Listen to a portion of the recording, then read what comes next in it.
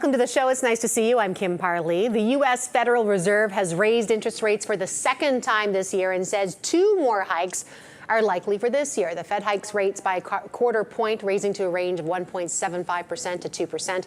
As unemployment fell, the economy appeared to be on solid footing. Here to digest that, tell us what it means for the markets, plus so much more, John Tobin. He is portfolio manager and senior research analyst at Epoch Investment Partners. John, great to have you with us, and what a week for you to join us in terms of a few things going on.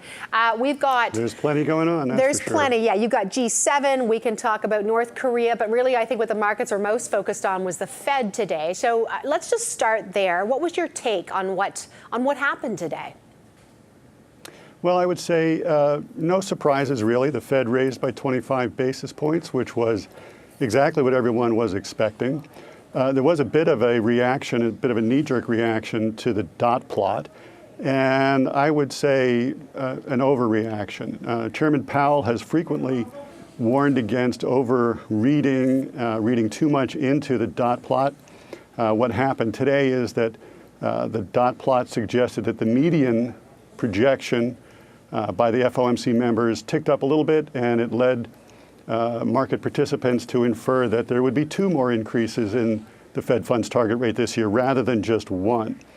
And there are a couple of reasons to be a little bit cautious about using the dot plot as a predictive tool. One is we don't know which dot goes with which FOMC member, and it's important to remember that of the 15 voters, of the 15 members of the FOMC and the Federal Reserve Board of Governors, 7 of them are not voters. And so we don't know which dot goes with a voting member or a non-voting member. It's also important to remember that those voting members change year to year. So there are 4 regional bank presidents who serve on the FOMC, but they go on and off from year to year. So that's another reason to be careful about using the dot plot and reading too much into it. And finally, it's worth remembering that the Board of Governors of the Federal Reserve System is supposed to contain 7 individuals and currently only holds 3. There are 4 vacancies. So we could have 1 or 2 more members of the Board of Governors by the next meeting, and that completely changes the potential layout of the dot plot. So I think the message to take away today was the Fed will continue to follow the data. The Fed will continue to move gradually towards normalization and away from accommodation. But I didn't really see anything today that led me to believe that the Fed is changing in any significant way the trajectory for interest rates. I think the Fed's policy is going to be follow the data, move gradually as the economy allows normalization. Fascinating insight into the dots. I enjoyed that. Again, these are blind dots, to your point. We don't know who's what and what's coming, so we'll have to pay attention to that. Let me ask you about some of the other big, I'll say, headline events that we saw this week, and I don't think we saw much market reaction to them, but I think what could come of them could be market-worthy. We had the Trump-Kim Jong-un summit in Singapore, historic, no matter what side you happen to be on. I mean, it hasn't happened in over 70 years, so we have to acknowledge that. But also probably a little more troubling is the G7, the falling out we're seeing between Canada and the U.S., and also just trade in general. At what point do you sit back and say, okay, that actually has me worried, and from a trade perspective and what that could mean for economies and then the markets?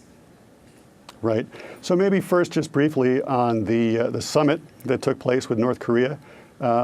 It's certainly positive to have the leaders of these 2 countries talking rather than hurling insults at each other. Fire and fury does tend to make us a little bit nervous, but I think it's mostly a sentiment driver in the market. I think the likelihood that we have a really fundamental breakthrough here is really still pretty remote. This is certainly not the first time that we've met with the North Koreans and come away thinking we've reached a deal and we're making progress. It goes back literally 25 years. So really just maybe some positive sentiment, but I think I wouldn't quite be rushing to get the Nobel Peace Prize ready just yet for Donald Trump. Now on trade, the summit last weekend ended badly, and it's really, frankly, it's troubling. It is not what anybody would have expected or hoped for from that meeting. And I think what we really are hoping for now is that the volume comes down and we return to more of a normal diplomatic discourse among among the major allies here. So this is troubling. The potential for a trade war is perhaps the most worrisome thing on the horizon. And it's because we have for 70 years at least been moving in a direction towards open trade, free trade, lower trade barriers. The evidence is conclusive. I think every mainstream economist would agree the evidence is conclusive that trade is good and there are mutual benefits to trade. That's not to say that the open trading system is perfect and it never needs any adjustment or tweaking, but since World War II, the pattern has been towards removing trade barriers, and to turn 180 degrees away from that is potentially very, very worrisome. The most dramatic example that I can give you of what that might mean for economies is to look back in history to the Tariff Act of 1930, the Smoot-Hawley Tariff Act, which was signed into law by Herbert Hoover and was a real catalyst for a massive contraction in world trade, and is widely viewed as something that made the Great Depression deeper and longer. So we really do need to be mindful of what might be happening on the trade front. And I would hope that Donald Trump learned a little bit of this at Wharton. I can't imagine they left it out. But it's something that I'm watching and I'm worried about.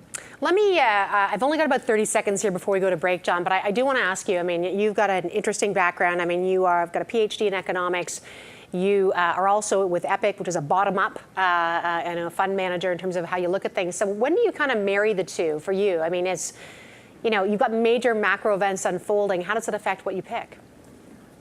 Well, that's a good question. And in the strategy that I help run at Epoch, it's a bottom-up strategy, so we don't intentionally try to overlay macro views, sector views, geographic region views.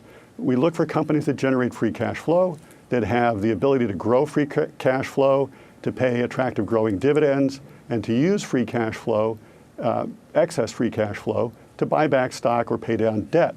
So how does the macro come into that analysis? Well, frankly, it comes in, if you will, through the back door. As we look at companies, as we consider stocks to add to the portfolio, we have to consider the macro and sector environment as we make projections for the companies that we're looking at to invest in. So we look to see what the ability of the company to generate free cash flow and to continue with its favorable capital allocation practices and policies, how that's affected by the macro backdrop that we see. So it does come into play for sure. All right, stay with us when we come back. We're going to have another bit of a conversation with John. We're going to find out about some specific names and how that macro analysis comes in. And you are watching Money Talk.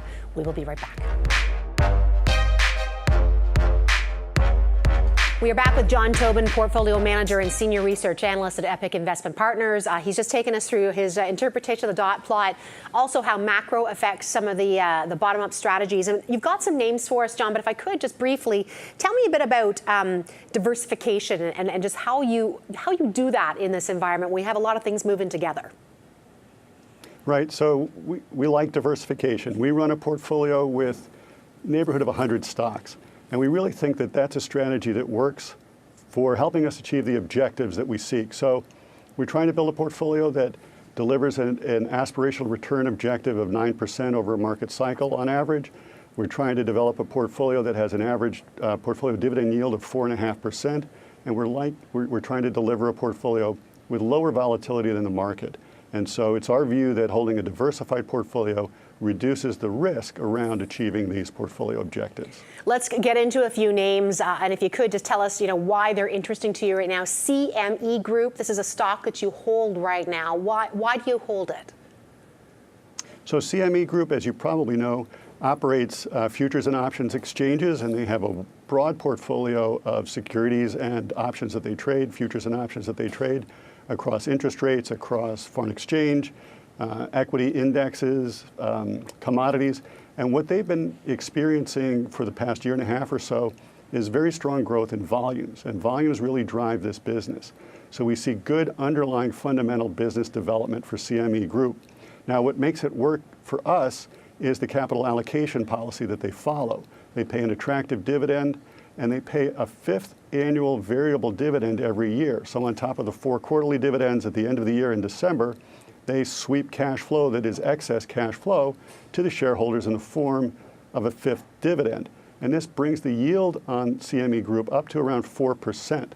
So we like that feature. We like the fact that they have good, transparent capital allocation practices, and it's been a good stock for us to hold in a portfolio. Let me just, if you could, and that's interesting with them and the fifth dividend, but what about risks with this one? I mean, if you're just playing devil's advocate in this, what do you watch for on this one? So it's really a volume game. And one of the things that they've benefited from is more volatility, which brings more players into the market both to hedge and to speculate.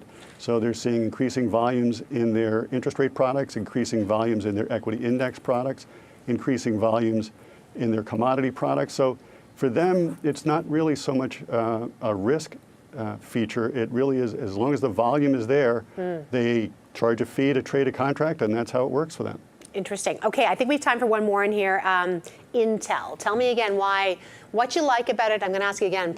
Be your own worst, play your devil's advocate and ask you what might be the risk with Intel. Sure. So tech is typically a difficult sector for us because we're looking for free cash flow. We're looking for attractive growing dividends. And often the companies that are in the tech space, they don't have free cash flow or they don't pay dividends. But there are a few stocks that we have found in that space that have worked well for us, and one of them is Intel. Intel, CISCO, Microsoft, these are all companies that are well established in the tech space. They generate a lot of free cash flow. They have very attractive capital distribution policies, so they pay attractive growing dividends.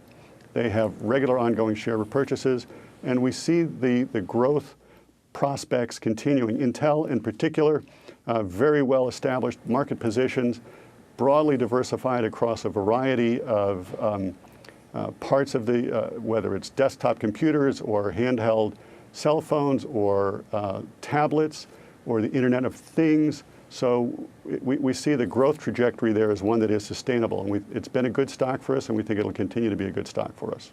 And just with the other side of things, I mean, is it just briefly, what would you say be a concern for Intel? Well, I think it's a business that we watch like all the businesses in our portfolio, and we would look for technological disruption. We'd look for market share changes, but they're really well established and quite a strong company. So we're comfortable with them in the portfolio today. John, it was great talking to you. Will you come back and join us again? I'd be delighted to. Thanks for having me. Well, we look forward to it. John Tobin, he's a portfolio manager at Epoch Investment Partners, and he joined us from New York.